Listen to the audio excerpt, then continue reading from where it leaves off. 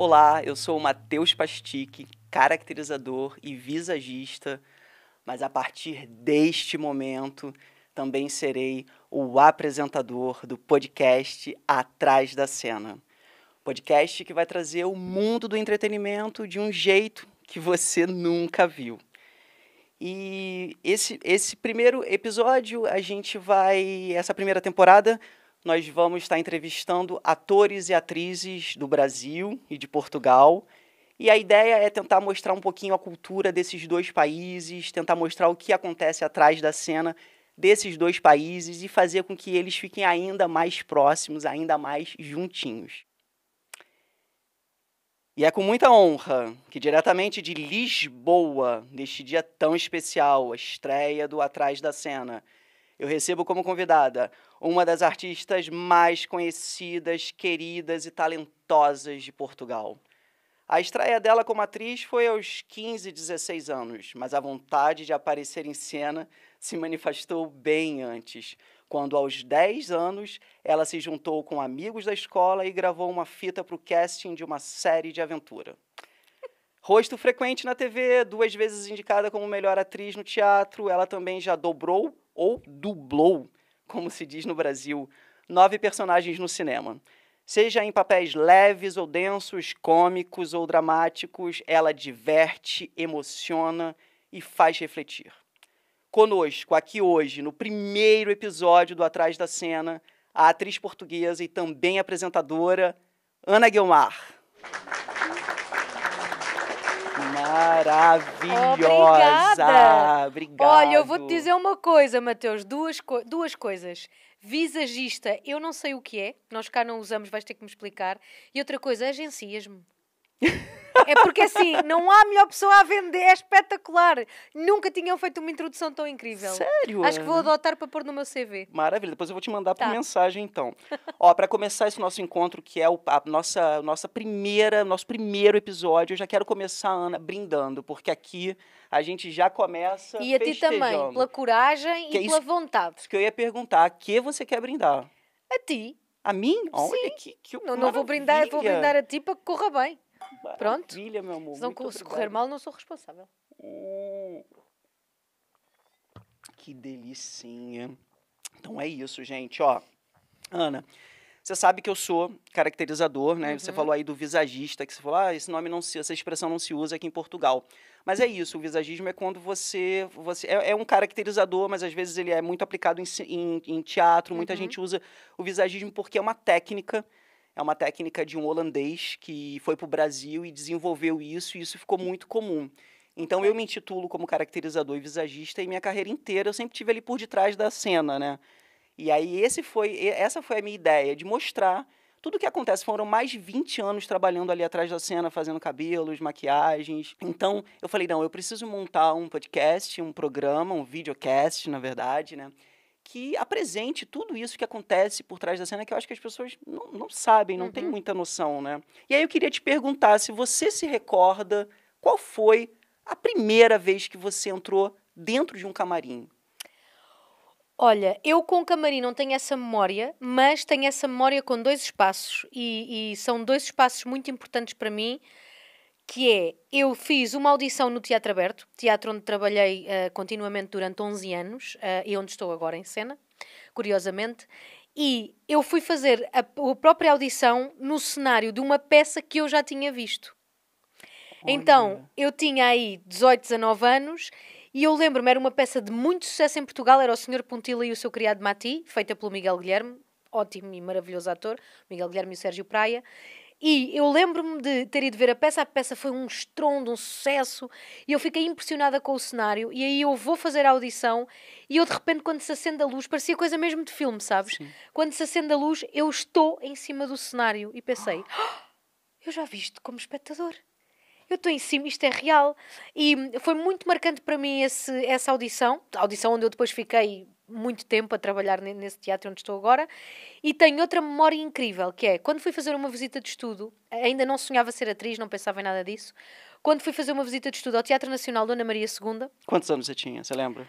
Eu acho que devia ter pai uns 13, 14. à vontade, 13, 14. E aquele teatro tem uma energia, há quem diga que tem uma energia pesada por causa do incêndio, há quem diga que tem uma energia porque já passaram por ali muitas almas e muitos atores, muitas atrizes, mas eu lembro-me que nós visitámos lá em cima um espaço onde era a sala de provas formais, com os cadeirões com borcado, com aquele boudoirzinho para as pessoas que se colocarem em cima e fazer as bainhas. Então aquilo de repente parecia um cenário da Marie Antoinette, sabes? E eu fiquei tipo, isto existe, esta elegância, esta formalidade até um bocadinho teatral. E eu lembro-me que foram dois momentos muito icónicos, vá, na minha memória e na minha energia de cena. Você lembra da sua estreia? Olha, qual foi seu primeiro trabalho? A minha estreia, eu posso dizer que a minha estreia à séria, a teatro crescido, foi no Teatro Aberto. Mas eu antes fiz uma peça que é muito conhecida no Brasil. Eu tenho feito muitas peças cá, muito conhecidas no Brasil, que foi As Confissões de Adolescente. Mas a gente vai falar dessa. Eu estreiei-me nesse espetáculo. E eu lembro-me... Aquilo era tudo uma novidade. Aquilo já tinha sido feito por muita gente cá em Portugal, mas aquilo era uma novidade. E nós fizemos turnê. E às vezes em turnê os camarins então ainda são mais precários ou mais improvisados. E não temos essa coisa desses camarins incríveis como as pessoas acham.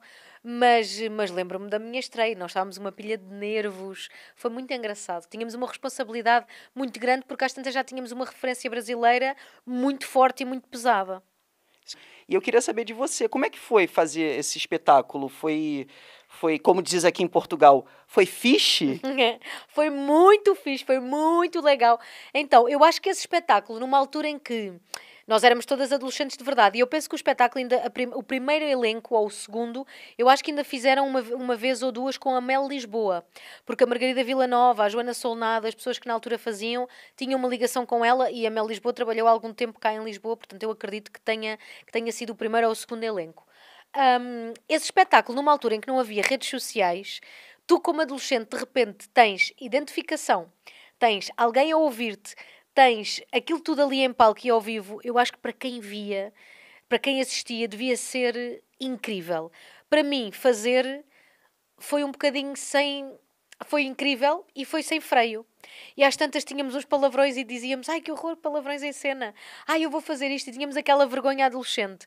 Mas foi muito, muito giro. Eu ainda me lembro de algumas canções. Adolescente demais. É muito giro. Você acha que por ser uma peça, assim, de adolescentes para adolescentes, foi mais fácil para você ou continuou sendo um grande desafio? Afinal, foi seu primeiro, né, espetáculo. Olha, quando tu representas um lugar que tu conheces ou que tu já passaste por aquilo, quando não tens tanta experiência, acaba por ser mais fácil, até porque vai muito mais facilmente, eu acho, à tua intuição e à tua experiência.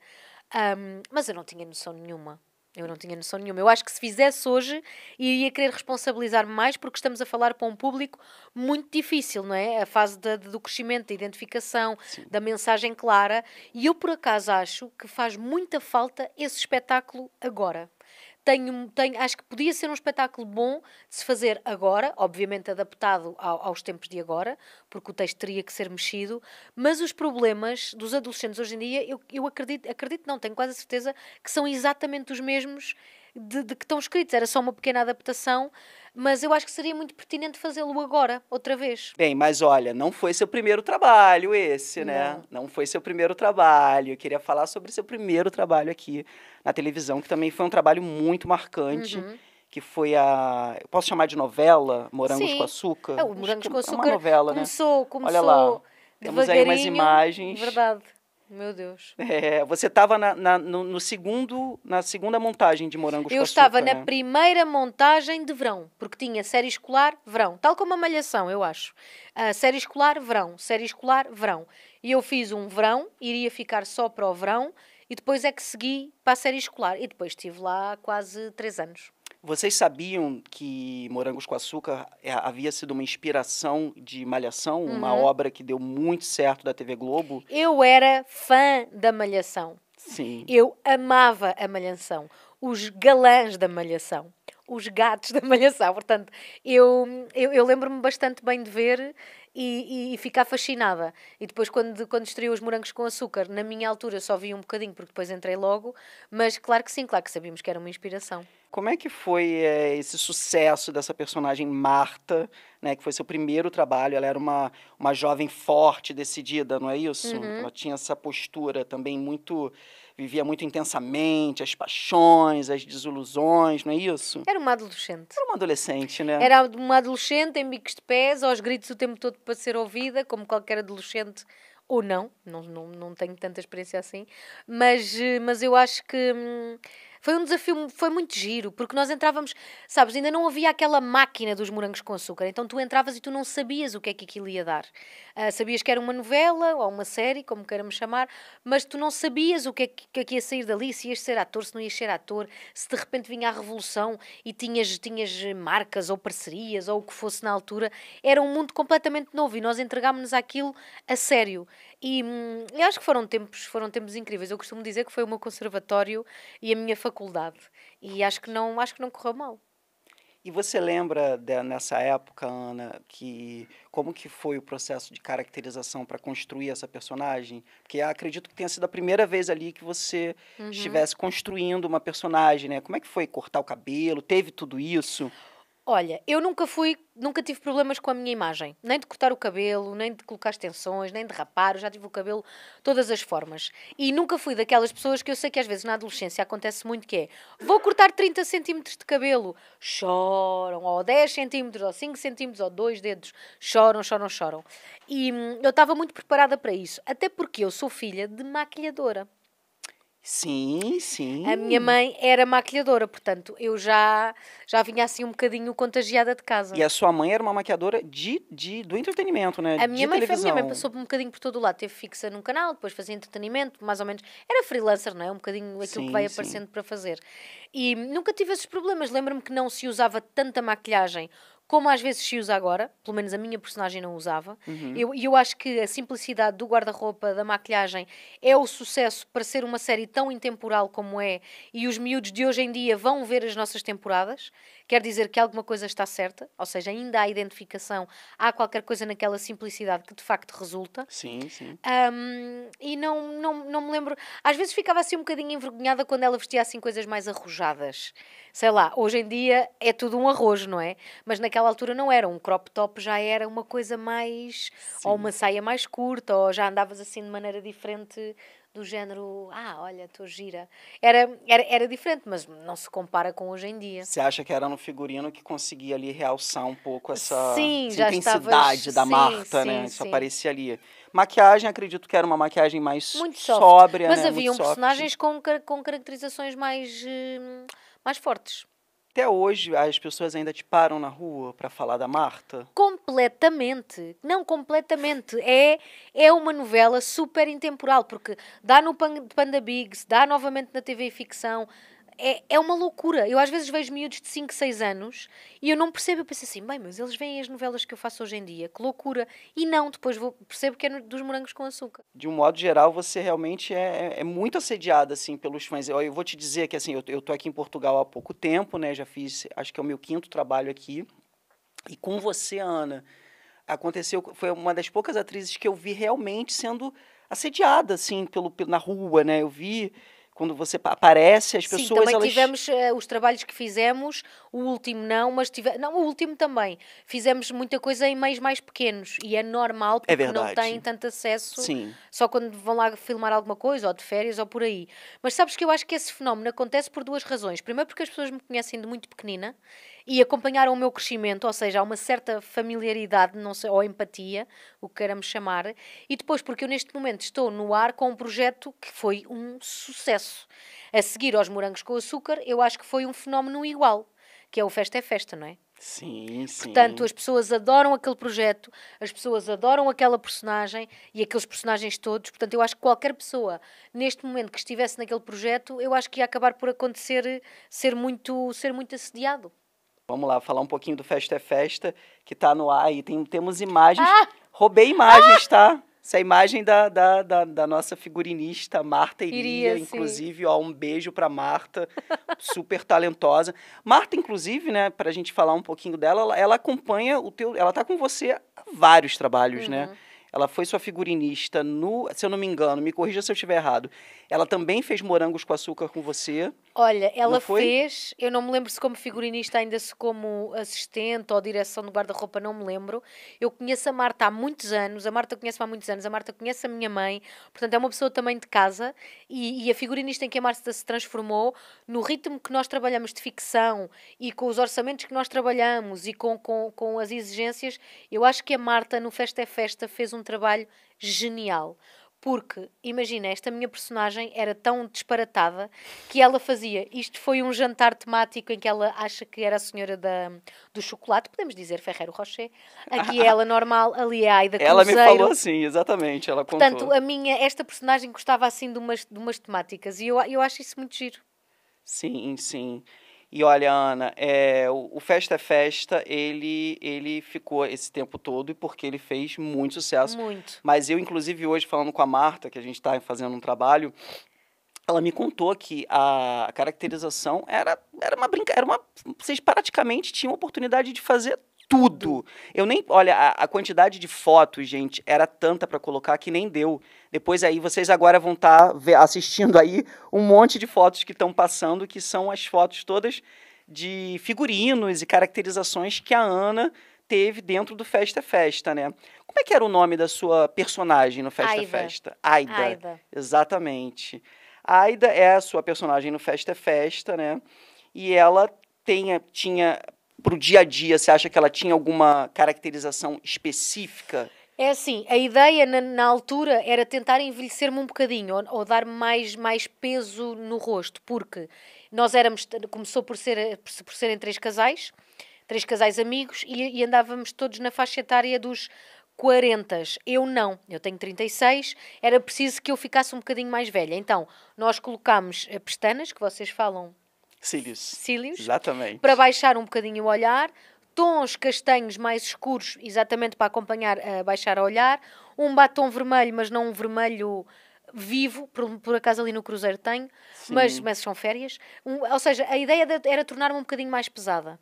Os próprios caracóis ser uma coisa que qualquer pessoa faz em casa com um babyliss rápido. Pois. A ideia era essa. E depois um cabelo muito, muito clássico, muito natural, também um bocadinho da mulher portuguesa, não é? Eu acho. E os vestidos. Tu olhas para os vestidos e é pesado. Por exemplo, eu ali não fizemos caracóis, mas tinha uma franja. Aquela franja é postiça. Uma fake franja. Uma fake franja. E era assumida, porque a Aida queria ir para o Cruzeiro leve. Sim, Ela era muito disparatada. Como é que foi para você, Ana, ficar tanto tempo dentro de um produto assim? Conta pra gente. Olha, sabes que primeiro quando há uma coisa que passa por uma segunda temporada, terceira temporada, tu ficas muito contente porque quer dizer que foi um sucesso. Exato. E depois a novela dentro da novela era tão disparatada que, imagina, havia férias, cruzeiro. Havia não sei o quê, safari. Ou seja, havia muitas temáticas. Então era quase como o Anitta vai às compras, Anitta vai ao berçário, Anitta vai às Maldivas. E isso para nós era muito estimulante, porque nunca era a mesma coisa. E os personagens eram tão disparatados, olha, tão disparatados que eu acho que às vezes roçam mais a vida real do que os dramas que se escrevem. Porque a vida é disparatada. A vida é um disparate. Sim, sim. E então, às tantas, haviam coisas muito, muito, muito parecidas com o disparate, com o clichê, que é a própria vida. E sabes que eu, assim, às vezes penso, se tu pensares num produto brasileiro, que, por exemplo, o Uga Uga, eu conheço muito o universo brasileiro da ficção, que eu era mesmo fã. O Uga Uga era uma novela altamente disparatada. Eu lembro-me que foi um sucesso incrível.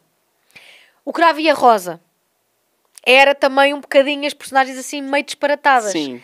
Havia outra qualquer dos vampiros, que também era meio disparatada. Ou seja, eu acho que este tipo de novelas consegue, mesmo que sejam muito tempo no ar, nós aguentamos melhor até a carga horária e de trabalho, porque nos estamos sempre a reinventar, ou sempre a surpreender, ou sempre a ser uma novidade. E isso foi muito bom. Depois dávamos-nos todos muito bem e foi ótimo. Eu imagino que... Acho que vamos ter saudades. Que vira uma grande família, né? Muito. Uma grande família. A gente, quando termina, às vezes, um projeto de 5 semanas, já sente uma falta absurda das pessoas. É porque é muito intenso. O horário é muito intenso. É uma profissão muito... Por por exemplo, a tua profissão connosco é uma área íntima, não é? Tu estás-nos a tocar, estamos a falar muito próximo, acaba por haver quase ali uma conexão e uma troca e uma partilha que é muito intenso. É muito, muito próximo mesmo. Você sabe que eu maquiava muito uma atriz que, inclusive, ó, está convidada já para... Mas... Ajuda do público? Que é isso, gente? O que tá acontecendo? Ops. Telefone quando toca é assim, né, Ana? É uma tensão, né? É. Sempre dá isso. Logo na estreia, o telefone tocar, meu Deus, isso já deixa a gente em pânico. Mas eu vou te dizer uma coisa. Esse telefone ele não tocou, ele tocou de propósito. Ah, ok. Ele é para anunciar que vai começar agora, gente, o nosso quadro de perguntas 1, 2, 3, testando. Ana, olha, esse é um quadro que a gente criou aqui para acontecer no meio do nosso podcast, que é um quadro de perguntas que a gente faz aqui com os nossos convidados. Você está sendo a primeira. É um quadro para testar ali os conhecimentos. Ok, mas é cultura geral? Olha, ali... Vais-me perguntar quem é que descobriu o Brasil? Vai ser difícil, já vou lá te avisando. Vai ser difícil. Você sabe que as perguntas que eles fazem aqui, eu nunca consigo responder nenhuma, né? Ok. Eu já vi aqui e vou te dizer que não vai ser fácil. Então, Ana Guiomar. Ai, Deus. Me diz se você está preparada para o nosso quadro 1, 2, 3, testando. Primeira pergunta, gente. Festa é Festa, que você fez, que tem você no elenco e que está no ar desde 2021 na TVI, bateu o recorde de novela mais longa de Portugal, ultrapassando a marca de 980 capítulos exibidos até o momento. Já o filme mais longo de todos os tempos é o documentário sueco Logística, lançado em 2012. Qual é a duração dele? Vou te dar 3 opções para ser mais difícil ainda, porque se já é difícil, é para ficar mais difícil. Opção A, 48 horas de duração. Opção B, 150 horas de duração. Ou opção C, 35 dias de duração. É um filme. É um filme sueco. Sueco, Logística, um documentário experimental, lançado em 2012. E aí, Ana, quanto tempo? A, B ou C? Foram 48 horas, 150 horas ou 35 dias de duração? É assim, 48 horas eu vou já descartar porque... Isso é nosso dia, né, Ana? Fala, isso é a nossa rotina. É assim, eu acho que para ser uma coisa tão experimental e tão... os suecos produzem algumas coisas estranhas. Eu vou arriscar nos 35 dias. Pois você acertou, Ana. Isso aí, ó. Resposta certa da Ana Guiomar. Estava eu preocupada Parabéns. em quem descobriu isto ou aquilo que era facílimo, não é? E diz pra gente, você teria paciência de assistir um filme desse? Olha, mas eu vou te dizer uma coisa. Eu vou sair daqui e vou pesquisar por curiosidade. Mas teria paciência? Me conta. Não, 35 dias não. Mas, por exemplo, né? eu acabei o Festa é Festa e tive muita curiosidade de ir à continuidade, perguntar quantas cenas eu gravei e quantas horas de emissão, se fossem seguidas, seriam. Eram quase 5 dias sem desligar a televisão.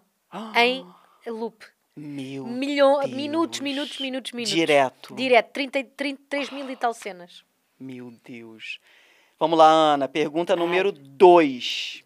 No filme Senhor Rui, o Homem do Povo, você dá vida a Alice Nabeiro, a esposa de um dos empresários mais importantes de Portugal. Qual é o nome da marca de café criada por ele? A mais conhecida dos portugueses. Esse está muito fácil, Ana. Tá muito fácil. Esse está moleza. Vou te dar 3 opções, Sim. mas é muito fácil, né? Vamos lá. Opção A. São todas marcas do Brasil, inclusive, tá? Opção A. Café Palheta. Opção B, Café Pilão. Ou opção C, Delta Cafés. Olha, na realidade, até te vou dizer uma coisa. É Delta Café agora, mas a primeira era a fábrica do irmão que não se chamava Delta. Pois, é verdade. Portanto, eu sei a história toda. Nós tivemos que ler bastante para fazer, teve que estudar bastante. Para fazer esse projeto. Portanto, é Delta. Vou arriscar Delta. Não, mais do que certo. Parabéns, Ana. Olha, tá indo muito bem, hein? Muito obrigada. Lote de ouro para nós. Ana tá de parabéns. Olha, pergunta número 3. Como dubladora, você já deu voz a pelo menos 9 personagens. Ok. Mas a dublagem em Portugal é relativamente recente. E durante muito tempo os portugueses assistiram a filmes dublados no português do Brasil. Qual foi o primeiro filme da Disney lançado com dublagem em português de Portugal? 3 opções, Ana. Vamos lá. Ó, vou te falar que é fácil, hein? Dá pra você conseguir. Caraca. Opção A, A Bela e a Fera, de 1991. Opção B, O Rei Leão, de 1994. Ou opção C, Toy Story, de 1995. E aí?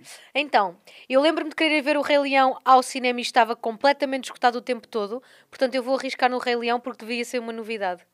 Cara, Ana, olha, como assim? Resposta C. Eu Gente, lembro, olha... porque eu não sou de Lisboa e eu lembro-me que os meus pais me queriam trazer a ver o filme, a assistir ao filme, e estava sempre esgotado, porque era uma novidade. Lá está, era o primeiro filme dublado em português. Era o primeiro filme. Que os miúdos iam adorar ver. Pois Mas eu é. também me lembro de ver muito bem a Pequena Sereia, por exemplo, em brasileiro. Ariel, eu adorava. E assim termina, gente, o nosso primeiro quadro 1, 2, 3 testando. Com o placar da Ana maravilhoso, com 3 acertos, Tens olha. de fazer aqui depois quando começares a ter mais convidados, quem é que vai na frente? Vai ter.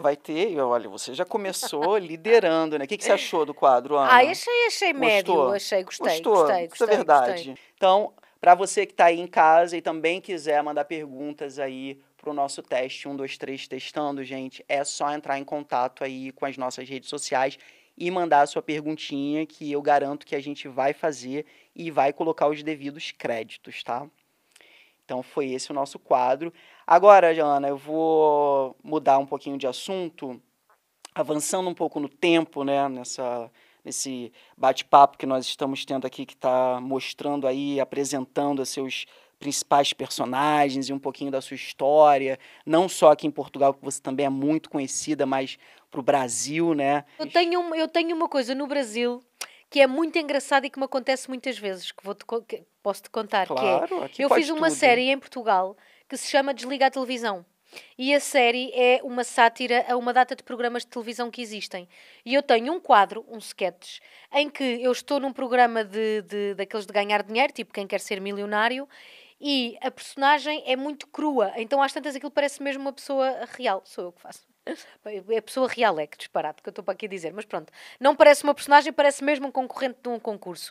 E no Brasil eu já fui abordada por brasileiros cá a perguntarem se eu era a senhora do concurso, onde eu faço uma figura de tonta. Então parece. Eu não sei se tu já ouviste um telefonema que há em Portugal que é muito conhecido, que é a Anabela de Manadas, que eles ligam e o senhor está-lhe quase a dizer o número e ela mesmo assim não acerta.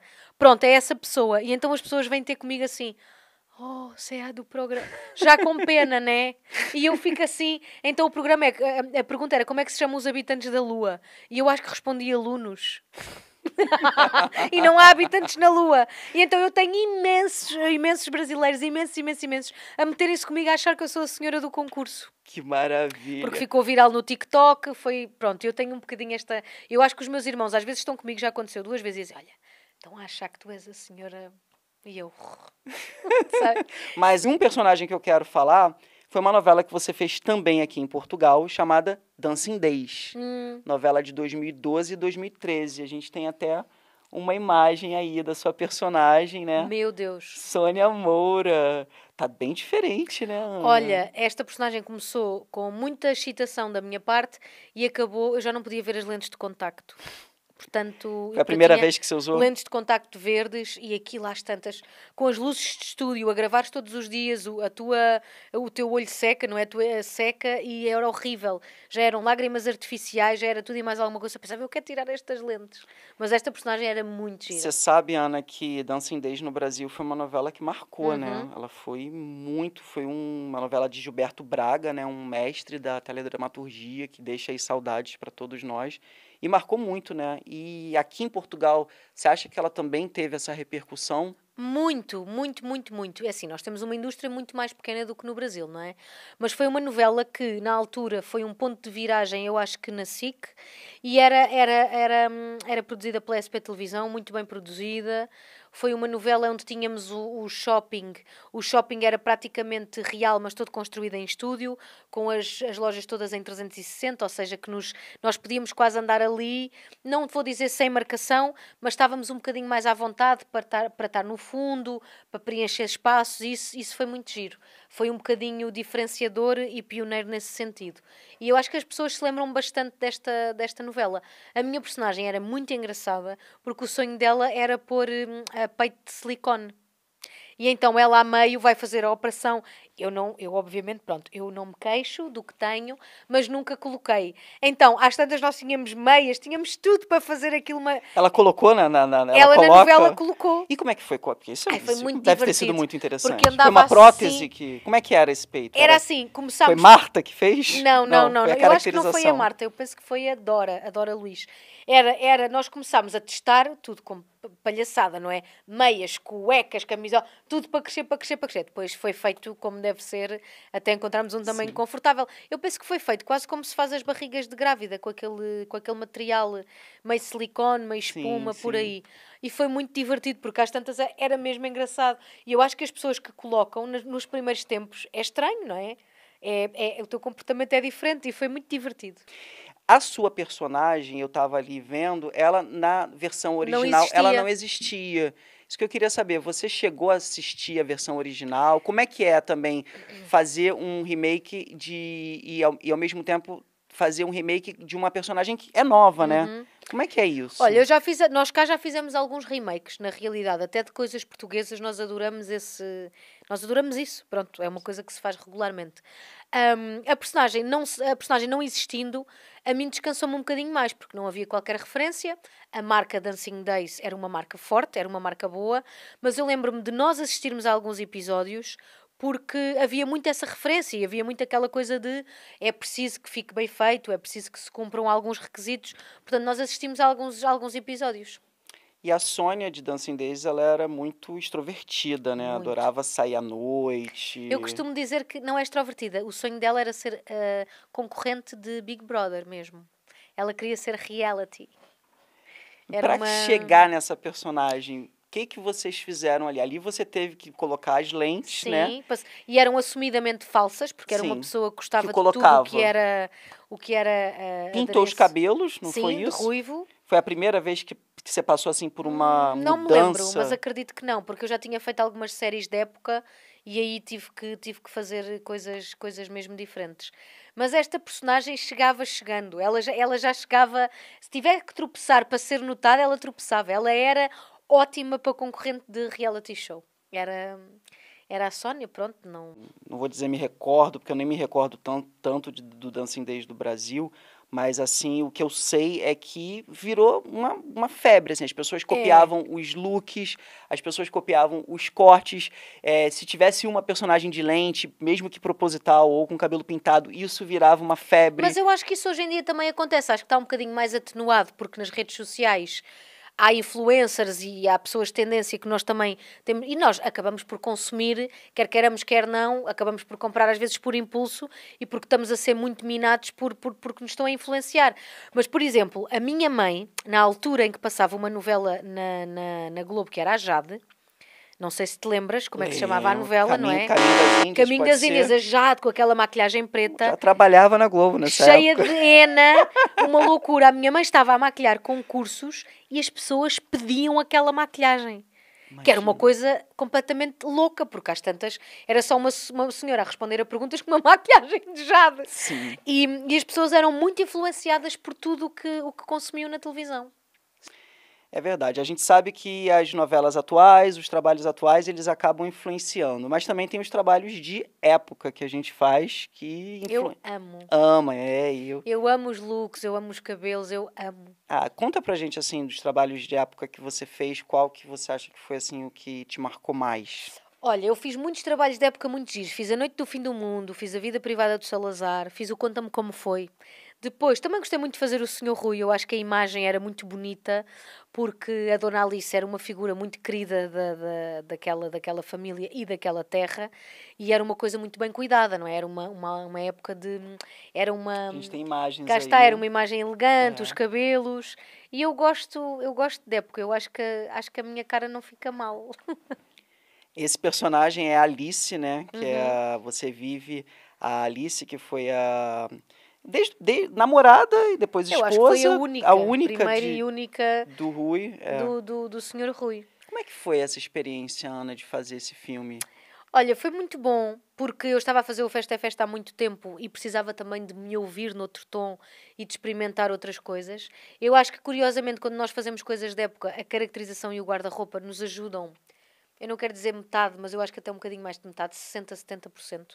Acho que tem um papel muito, muito forte e muito intenso na nossa composição de personagem, no comportamento, na maneira como te sentas, na maneira como te mexes, porque a roupa é de outra forma, não é? Não era isto, era um vestido mais Sim, sério, sim, uma coisa sim. mais tapada, mas foi muito bom, foi muito bom, eu gostei muito de fazer. Gostava de fazer agora, num futuro próximo, algumas coisas mais parecidas com este tipo de trabalho. Você acha que a Alice, que foi a sua personagem no Senhor Rui, ela foi uma das personagens mais serenas e contidas que você já interpretou, Talvez, talvez. né? E como é que foi para você chegar nesse registro? Olha, foi completamente diferente, porque era o que eu estava a dizer, o Festa é Festa era aqui e o Senhor Rui era ali, e sabes que não há muita referência à personagem da Dona Alice. Eu centrei-me muito na época e na minha avó, que é uma pessoa muito contida, porque havia vergonha, não se falava alto, não, era uma época muito diferente, e eu acho que isso é transversal a uma pessoa de 80 e tal anos, não é? Que é a idade da Dona Alice. Portanto, a minha avó sendo da mesma geração, eu acho que foi uma boa referência. Os brincos pequeninos e discretos, o cabelo. Era uma elegância muito discreta e muito serena. Mas não era uma mulher ou uma figura passiva ou calada, não. Ela falava certeira e serena, mas certeira. Acha que personagens assim de época, eles exigem uma dedicação maior da atriz? Não, eu acho que todas as personagens exigem uma dedicação, acho que todas as personagens exigem foco. Estas personagens de época trazem-me uma coisa que eu gosto muito, que é, eu gosto muito de estudar, imagina, às vezes no teatro nós fazemos muito isso porque temos mais tempo. Nós, quando fazemos uma coisa de época, vamos estudar a época inteira. Os quadros da época, os livros da época, porque a cultura e tudo o que é ligado à própria época, não é? Dá-te uma visão muito mais abrangente da própria época e daquilo que tu estás a representar. E eu gosto muito dessa parte. Às vezes a televisão, a novela normal não te dá isso, mas o teatro dá-te isso. As séries, quando são feitas com algum tempo, esta por acaso não foi feita com muito tempo, mas essa pesquisa de tudo o que há à volta da época é muito boa, é muito gostosa.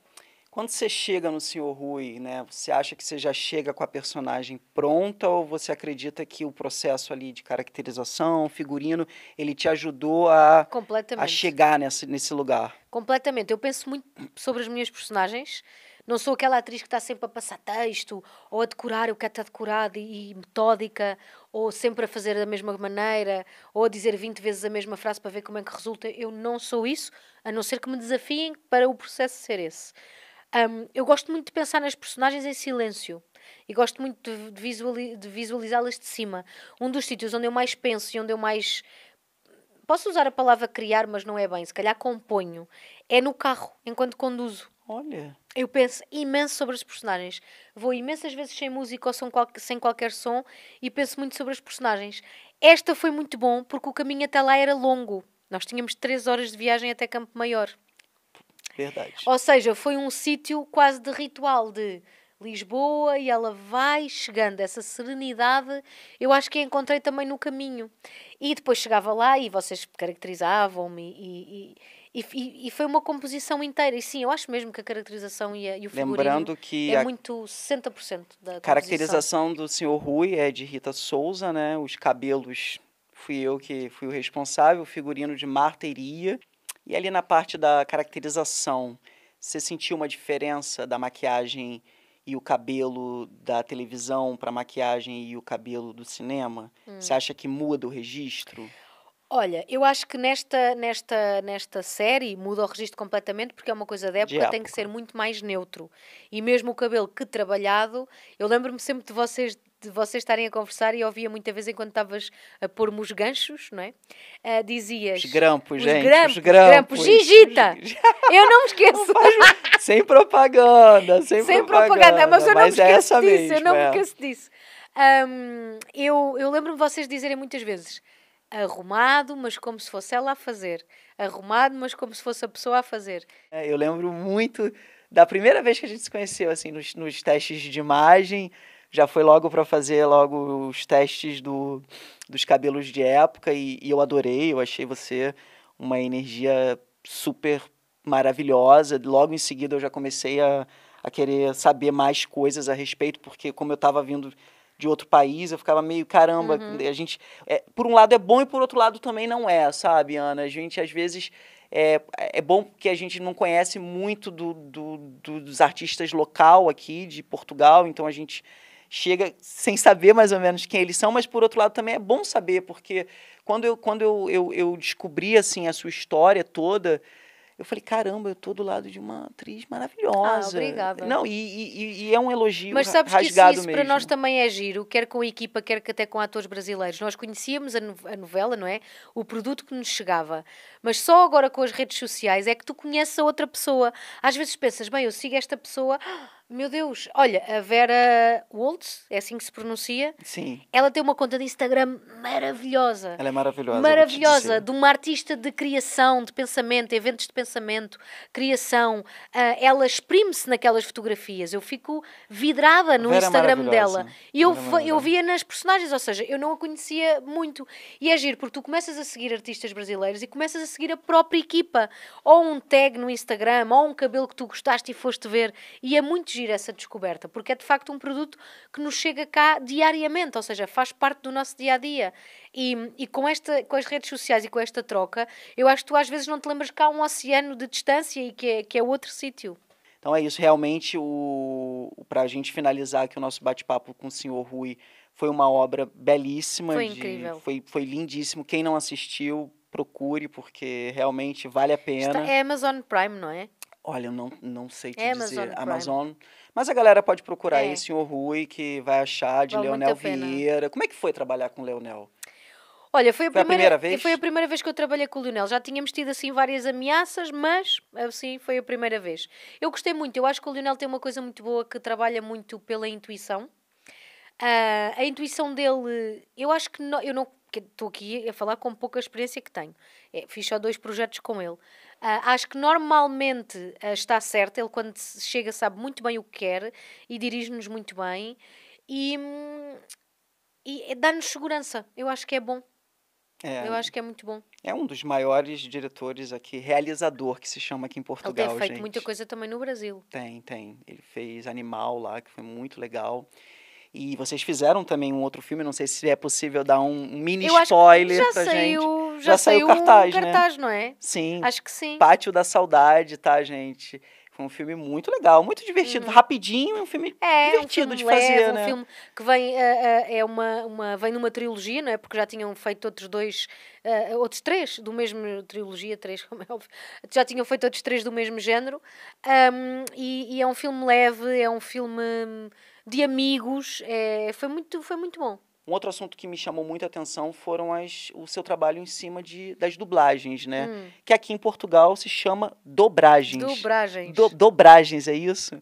Exatamente. Eu fiquei impressionado com o número de dublagens que você fez. Eu também, porque eu já não me lembro de algumas. Caramba, foram 11 produções. E essa lista inclui os Smurfs 2 de 2013, A Procura de Dory de 2016, Harry Potter de 2009, Star Wars de 2008 e 2020 e muito mais.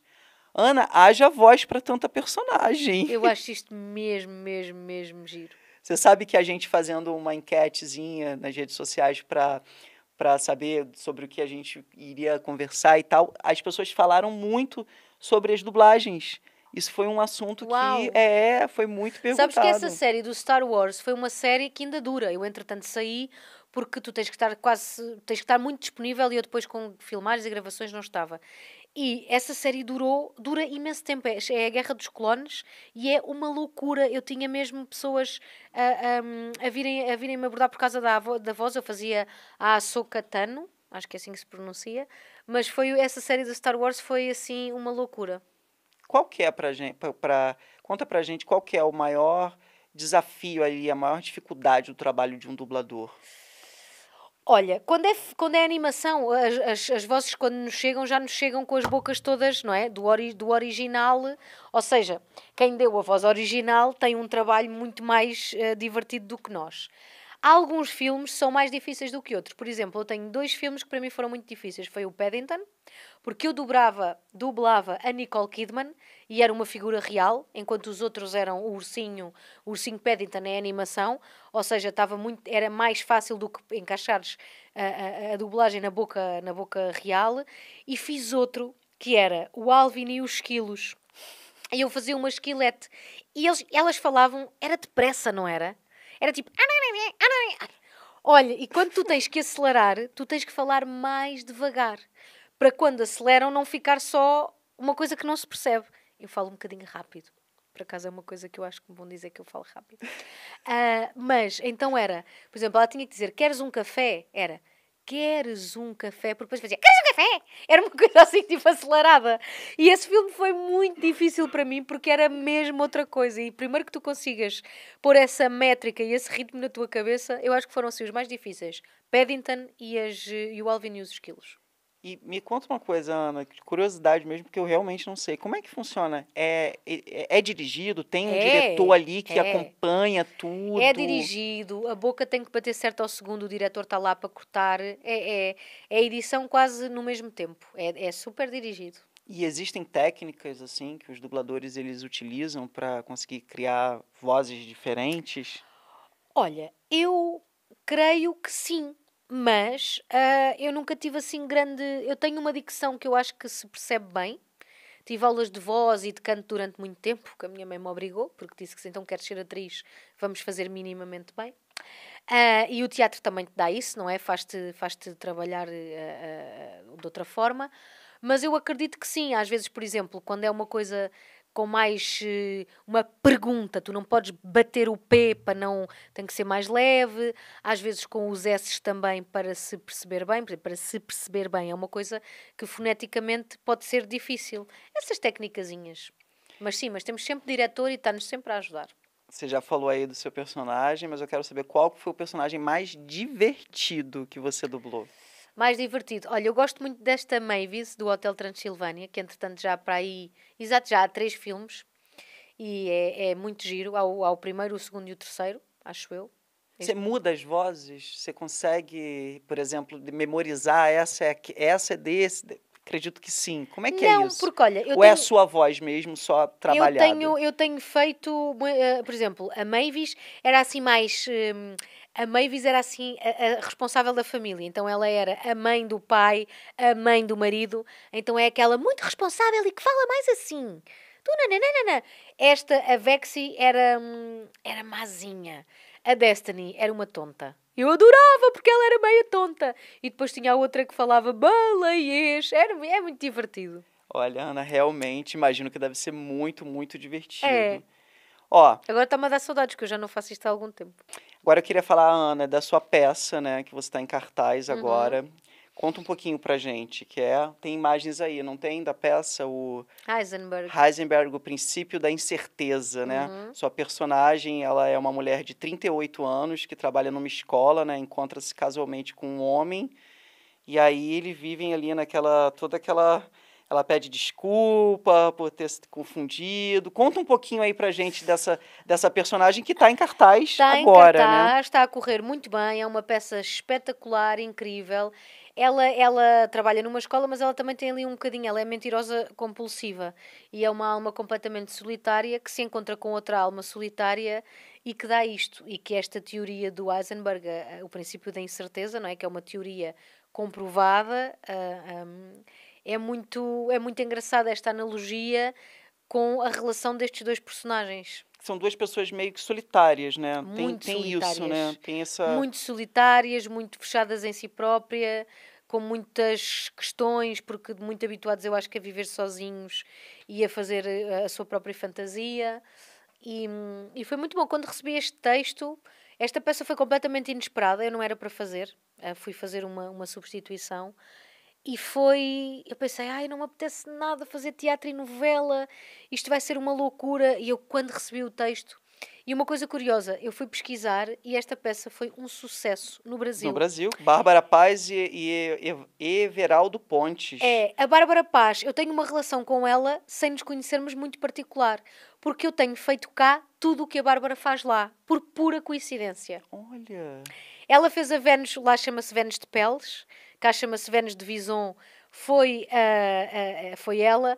Outro espetáculo que eu não me lembro qual foi ela, e este foi ela. E eu não era para fazer este, eu pensei, eu um dia tenho que conhecer a Bárbara Paz. Curiosamente, quando este espetáculo estreou, ela estava cá. E eu pensei, ai, vou mandar, mas depois tive vergonha. E no dia que eles acabaram, há assim umas coisas engraçadas, no dia que eles acabaram no Brasil este espetáculo, foi no dia 26 de agosto, que é no dia em que eu faço anos. Então há assim umas coisas engraçadas. Eu pensei, não, eu tenho que fazer este espetáculo. E eu admiro-a imenso como atriz. E então eu estive a ver muitos trailers dela e da peça lá. E pensei, não, eu quero fazer isto. Foi bom. A ficha do espetáculo ela não menciona sobre nenhum caracterizador, visagista, mas teve alguém ali que ajudou vocês nesse processo? Não. Ou foi algo realmente que vocês mesmos Normalmente construíram? a encenação escolhe a caracterização dos personagens.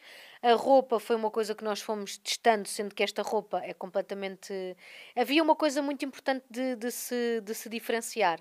A minha personagem da dele, que é a minha personagem é americana e a dele é britânica. E como nós sabemos, há uma diferença nestes dois sítios e nestas duas personalidades, não é? A americana completamente para fora e a britânica um bocadinho mais fechada. E o próprio autor, quando escreve este texto, gosta dessa referência e desse espicaçarzinho de diferença. Portanto, queria-se que a minha personagem fosse, na primeira cena, tivesse muito impacto, por isso ela veste este casaco de pele de cobra e estas calças com taxas.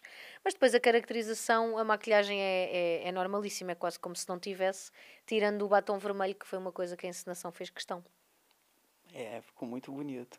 Você sabe que eu ainda não tive a oportunidade de assistir, mas quero ver. Está convidadíssimo. Sim, quero muito assistir, mas eu fico imaginando que assim, no teatro, eu imagino que seja uma oportunidade também de você trabalhar ali dentro da personagem outras camadas de interpretação, né? Mais densas, mais profundas. Eu adoro o teatro e não tenho nada aquele preconceito do teatro, novela. Eu gosto de teatro cómico, gosto de teatro dramático, gosto de teatro mudo, gosto de teatro em todas as suas formas, seja lá o que isso quer dizer. Porque eu acho que o teatro nos dá um tempo de pensamento que nós como atores podemos amadurecer muito. E depois tem uma coisa muito boa que é nunca dá para cortar e nunca nenhum espetáculo é igual. Então a nível pessoal acaba por trabalhar também do falhaste, perdoa-te a ti própria, segue em frente, sabes? Sim. E isso dá-te eu acho que quando bem aplicado, dá-te uma coisa boa. Bem, Ana, a gente já está chegando no final do nosso podcast, foi uma delícia, mas antes de encerrar esse nosso bate-papo, eu queria te convidar para participar do nosso último quadro, que é o Biografia Autorizada.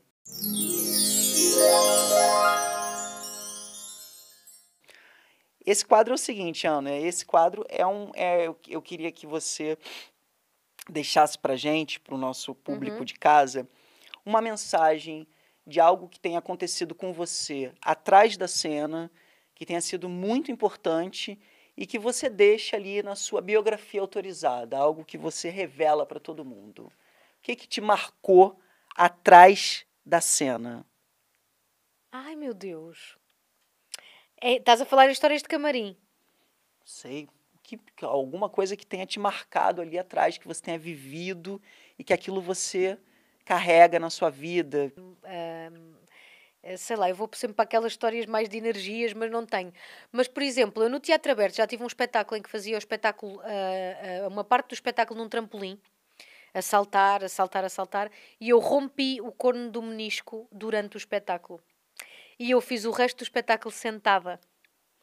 Isto não é atrás da cena, é à frente da cena. Mas que te marcou. Mas que me marcou, e marca-me até hoje, mas que me marcou muito e que eu não quero voltar a viver porque é horrível, mas é giro porque lá está, isto vai de encontro àquela coisa que eu dizia, que é, o teatro não dá para cortar, obviamente que se eu tivesse mal não era louca de ficar ali, mas às tantas há qualquer coisa de superação que só serve para ti, não é aquela coisa do o teatro, a vida ou a morte, não tem nada a ver com isso, mas é uma coisa de superação que é muito boa.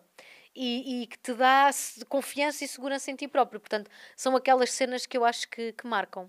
E acho que há coisas transversais a todos os atores. Tipo, imagina, no outro dia estava a pensar, antes de começar o espetáculo, assim, se há alguém que entra com uma pistola, sabes, às vezes os atores e o meu colega diz-me assim, ai, eu também pensava isso. E assim, ai, que bom, não sou a única. Há assim umas coisas giras, mas este espetáculo está marcado assim no meu coração porque foi um problema físico e que tu conseguiste superar e resolver. Maravilha, gente. Isso é tudo, pessoal. Chegamos ao fim do nosso primeiro episódio do Atrás da Cena. Ana, estou cansada. Foi, eu falo muito rápido, não é? Você Achas que vais ter que legendar? Não, a gente vai ter que legendar porque é legal botar a legenda, porque Claro você sabe que tem algumas pessoas que é importante. Mas, olha, Ana, muito obrigado, tá, por você vir aqui. Olha, até aplausos da nossa plateia. Compartilhar suas experiências, seus personagens. Eu tenho certeza de que foi muito legal aqui para a galera do Brasil conhecer um pouquinho mais de você, que já conhecem, mas conhecer mais. E para a galera de Portugal também, porque o nosso canal ele é transmitido nos 2 países que já conhecem a Ana. Eu peço para que vocês sigam a gente, que vocês compartilhem esse videocast e que vocês ajudem a divulgar. Nós estamos começando agora esse projeto. Ele é muito legal. Eu garanto para vocês que nós estamos com um time de convidados maravilhosos, contando coisas assim incríveis. Se vocês querem saber tudo o que acontece atrás da cena, esse é o seu videocast. Muito obrigado e até o nosso próximo episódio. Ana, obrigado. Parabéns!